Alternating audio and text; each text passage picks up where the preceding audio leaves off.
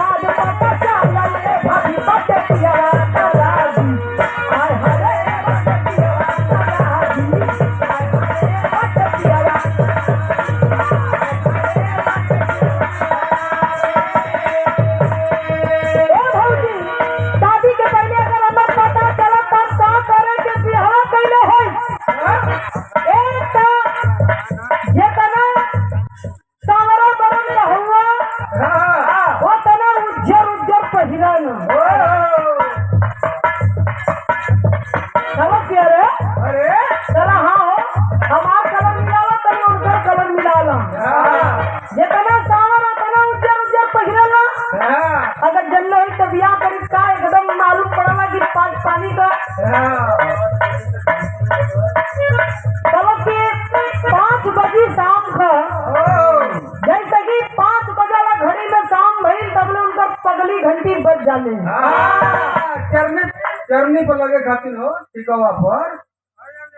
खींचा लगा उनका ठिका की ओर मत पूछ इतना ना उनका कहते मास्टर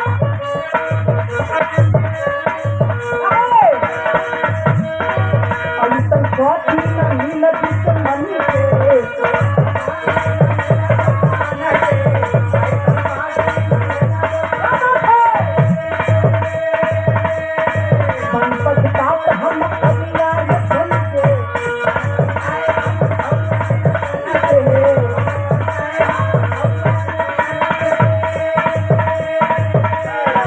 हिंदा नीला दुश्मन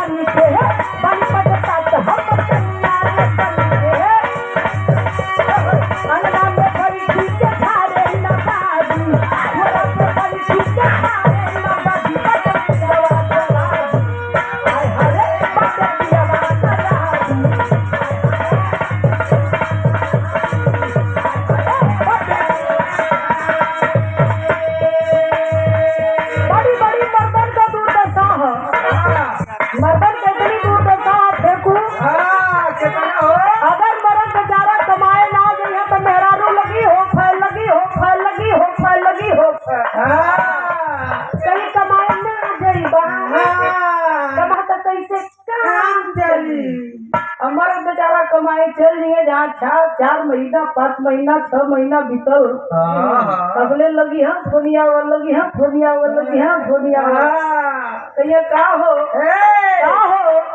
ओ हरा रही बात ये हरा आई बात हर ना एक बात तो कैसे काम चली